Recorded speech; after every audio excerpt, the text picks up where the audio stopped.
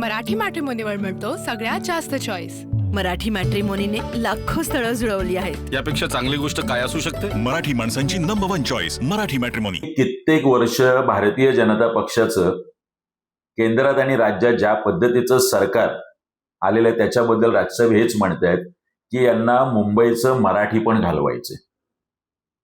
संयुक्त महाराष्ट्राच्या लढ्याच्या वेळी मुंबई गुजरातला मिळाली नाही याचं दुःख नरेंद्र मोदी आणि अमित शहा यांना असल्यामुळे कुठल्याही परिस्थितीत मुंबईवरती कब्जा करण्याचं कट कारस्थान भारतीय जनता पक्ष या माध्यमातून शिजवत आहे। त्यामुळे मुंबई आणि महाराष्ट्रातल्या प्रत्येक मराठी माणसाला आम्ही हेच सांगतोय की येणाऱ्या महानगरपालिकांमध्ये मराठी माणूस या ठाकरे युतीच्या मागे ताकदीने उभा राहिला पाहिजे।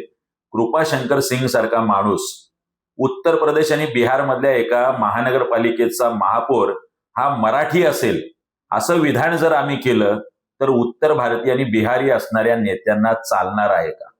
गुजरात मधल्या सुरत महानगरपालिकेचा महापौर हा मराठी आम्ही करू असं जर आम्ही गुजरातमध्ये जाऊन बोललो तर काय होईल?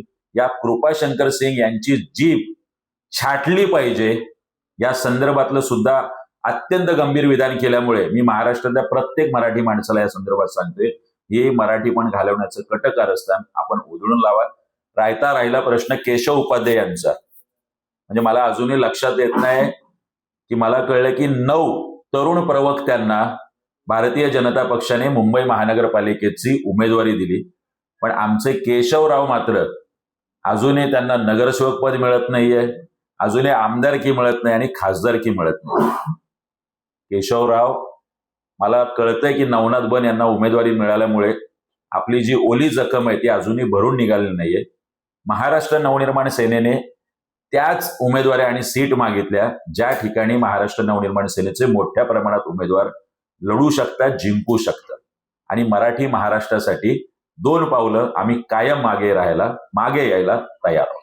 हे परप्रांतीय मतदारांना खुश करणं आणि परप्रांतीय मतदारांचं एक गठ्ठा मतदान स्वतःच्या पक्षाला मिळवण्यासाठी मात्र त्याच वेळी मराठी माणसाला मात्र गृहीत धरलं जातं की हा आमच्या मागे आहेच।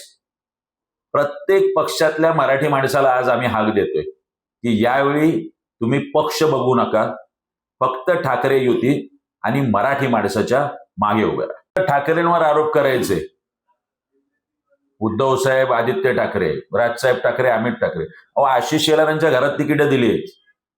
प्रवीण दरेकर साहेबांचे बंधू उभे आहेत, प्रकाश दरेकर, राहुल नार्वेकरांच्या घरात 3-3 तिकीटं दिली। घराणेशाही म्हणताना भारतीय जनता पक्षाला संपूर्णतः घराणेशाहीने घेरलेलं दिसतंय आणि कधी काळी आपण काँग्रेसबद्दल म्हणायचो त्या पद्धतीचं काँग्रेसीकरण आज भारतीय सगळीकडे लाथाडा सुरू आहे। प्रत्येक शहरात महानगरपालिकांमध्ये मोठ्या प्रमाणात तिकीट वाटपात सगळ्यात जास्त गोंधळ कुठल्या पक्षात असेल तर तो भारतीय जनता पक्षात दिसतोय, शिंदे सेनेमध्ये दिसतोय। नाराजी आमच्याकडेही आहे, शिवसेना उद्धव बाळासाहेब ठाकरे, पण आमच्याकडे समजूतदार कार्यकर्ते आहेत, आमच्याकडे निष्ठावंत कार्यकर्ते आहेत। यांनी सगळे बाहेरूनच लोक आणलेली आहेत आणि एकूण 1 तिकीट बाहेरून आलेल्या लोकांना दिसतंय। ज्या पद्धतीने या सगळ्या माणसांना त्यांनी भरणा केलेला आहे यातूनच भारतीय जनता पक्षाला फक्त सत्ता, सत्तेतून पैसा आणि परत पैशातून सत्ता असं समीकरण आहे। मराठी माणसाने सगळ्या 29 महानगरपालिकांमध्ये जागरूक राहावं आणि यांचा डाव उधळून लावावा। मला वाटतं आमच्या अस्तित्वाच्या लढाईचा आता मूळ प्रश्नच नाही। महाराष्ट्रामधले उद्योग गुजरातला पळवले जात आहेत। या वंदनीय दिबा पाटील साहेब लोकनेते विमान उडण्याच्या अगोदर इथे अनाउन्समेंट केली जाईल की नवी मुंबई म्हणजे वंदनीय लोकनेते दिबा पाटील साहेब इंटरनॅशनल एअरपोर्ट अशी घोषणा नवी मुंबईत येऊन महाराष्ट्राच्या मुख्यमंत्र्यांनी केली होती। ती घोषणा हवेत विरली का? इतका खोटारडा मुख्यमंत्री महाराष्ट्राने अद्यापपर्यंत पाहिलेला नव्हता। ज्या पद्धतीचे आश्वासनं कधी काळी मागच्या निवडणुकीत कल्याण डोंबिवलीला 6 का 10 हजार करोड दिले, त्यातले 6 कोटी आलेले नाहीयेत। नवी मुंबईत आम्ही अमुक करू तमुक करू अशा घोषणा होत आहेत। प्रॉपर्टी टॅक्स माफ करू म्हणून एकनाथ शिंदे साहेब बोलले होते, कुठे माफ केलंय? 500 स्क्वेअर फीट पर्यंतच्या घरात। या आमच्या प्रकल्पग्रस्तांची घरं नियमित होतील म्हणून 10 GR काढले, एकही घर नवी मुंबईतलं अजून प्रकल्पग्रस्तांचं नियमित झालेलं नाही। सगळीकडे फसवणूक करणाऱ्या घोषणा होत आहेत। माझं नवी मुंबईतले प्रकल्पग्रस्त असेल, नवी मुंबईतला मराठी माणूस असेल, प्रत्येक नवी मुंबईकर असेल, त्याला सुद्धा आव्हान आहे येणाऱ्या महानगरपालिकेत यांना धडा शिकवा. आमच्या वरिष्ठांकडे तशी मागणी केलेली आहे की सन्माननीय राजसाहेब ठाकरे, सन्माननीय उद्धवसाहेब ठाकरे यांची संयुक्त सभा व्हावी. सोबतच राजसाहेब ठाकरे आणि उद्धव साहेबांच्या बेलापूर आणि ऐरोली विधानसभेत एक स्वतंत्र सभा व्हाव्यात. आदित्य ठाकरे साहेब आणि अमित ठाकरे साहेब यांचा एक रोड शो करण्याचा विचार आहे आणि रश्मी वहिनी आणि शर्मिला वहिनी ह्या सुद्धा विविध माध्यमातून इथे महिला असतील, तरुण असतील यांच्याशी संवाद साधावा. असं सगळं नियोजन पुढच्या काही दिवसात आपल्याला नक्की दिसेल. नवी मुंबईमध्ये सुद्धा शिवसेना, उद्धव बाळासाहेब ठाकरे आणि महाराष्ट्र नवनिर्माण सेना अशी युती झालेली आहे. आम्ही एक 31 जागांसाठी आतापर्यंत फॉर्म भरलेले आहेत. आज त्याची छाननी आणि स्क्रुटिनी येईल. त्यातले जवळपास सगळे सिलेक्ट होतील अशी मला आशा आहे. एक 60 ते 68 जागा शिवसेनेने सुद्धा, उद्धव बाळासाहेब ठाकरे यांनी उमेदवारी अर्ज भरलेले आहेत. एनसीपी आणि काँग्रेस सुद्धा आमच्या बरोबर आहे. लवकरच कोणी किती जागा लढवल्यात आणि कोणी किती जागा निश्चित केल्यात याचं पुढच्या 1-2 दिवसात पत्रकार परिषद घेऊन आम्ही जाहीर करणार आहोत. हे मला कळत नाही बघ, कोण मूळ भारतीय जनता पक्षात आज आहे. मला काल परवा कळलं की सानपाड्याला वडार भवन येते, जे इथे भारतीय जनता पक्ष ज्यांनी रुजवला, जे RSS संघाचे जुने कार्यकर्ते आहेत, त्यांना सुद्धा उमेदवारी मिळालेल्या नाहीयेत. मंदाताईंच्या समर्थकांचं तर जाऊ द्या, जे राष्ट्रवादीत होते ते भारतीय जनता पक्षात आले.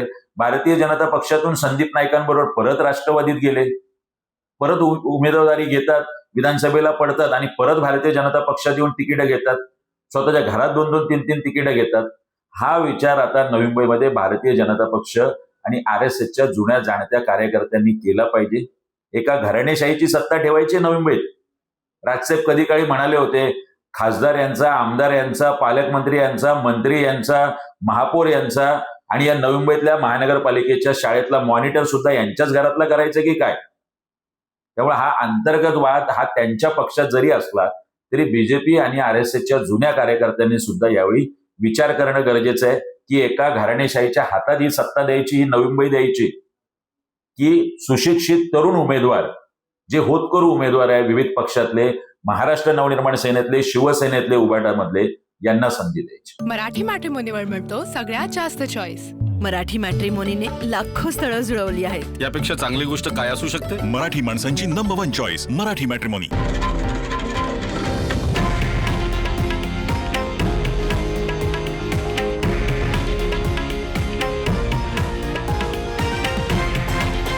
हे आहे देशातील नंबर 1 न्यूज नेटवर्क आणि आपण पाहत आहात TV9 मराठी, एकमेव.